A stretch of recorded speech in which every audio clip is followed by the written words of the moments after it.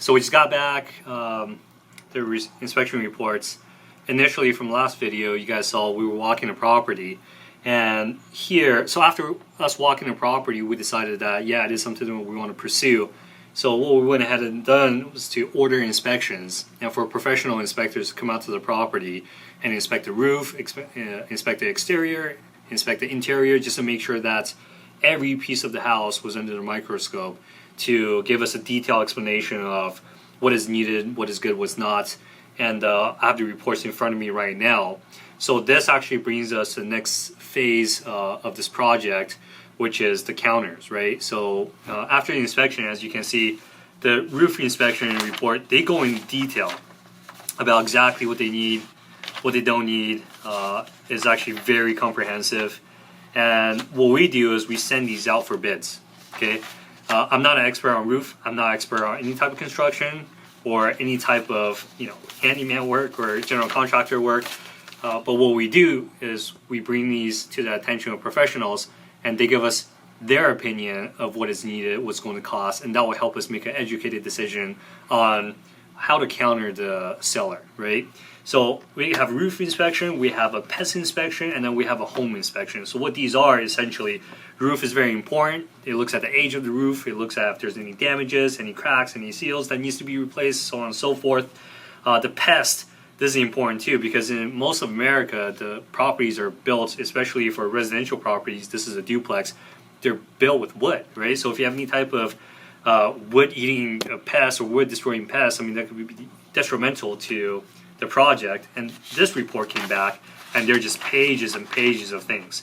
And here's the thing, with the inspections and the inspectors, we as the buyer usually pay for the inspection, and the inspector's job is to find something that is wrong with the property. That's what they get paid to do. They get paid to find things wrong with these properties. And so this kind of goes a long way, because some people, they might not want to pay for inspection, but for me, this is a no-brainer. The inspection will cost you anywhere between $500 to $1,000. This is a very small, I would say, investment. And when they come back with this, I mean, you look at the home inspection, this is how thick it is, and there's just pages and pages of stuff that needs to be fixed. This is what I call leverage for us to now go back to the seller, be like, hey, look, we got back a book of things that needs to be fixed, and we want you to now lower your prices or give us what they consider seller credit, which means seller give us credit, a deduction or a subtraction on the selling price for us to address these issues, right? And depending on the property's condition, how long it's been on market, how many people have looked at the property. For this particular property, someone already got into contracts and they backed out, right? Because I was looking at it initially, and it went pending, which means someone was in contract, and then it came back on market about a month later. So now we're in contract, and we're the second party that is in contract with this property. And now our counter specifically was, a good amount of money that we're asking for.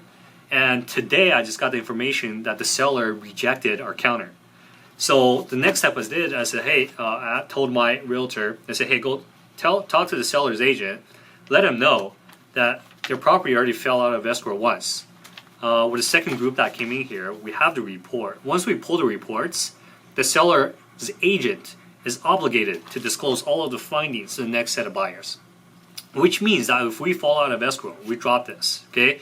The next set of buyers will they will get this report, they will see the same findings that we have found, and they'll see a lot of red line items. What are red line items? Essentially, it's items that needs attention that is very serious to the structure of the foundation, or something that is extremely serious that needs attention right away, right?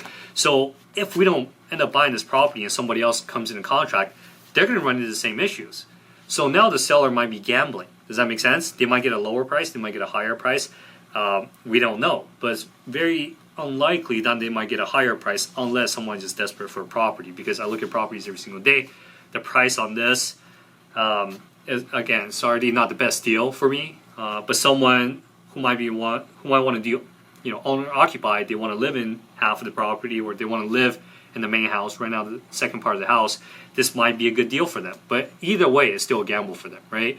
Right now we're in contract. wanting to buy this property, it's up to them whether or not they want to accept our offer. Right now, they rejected our counter, and I told my realtor, hey, go do your job, go talk to the seller's agent, have them just come to a logical conclusion that we're making a very fair offer, that we're making a very fair counter, and they can counter us back, or they could just not. They could just continue to reject our offer, and this will fall out of escrow. So, any questions?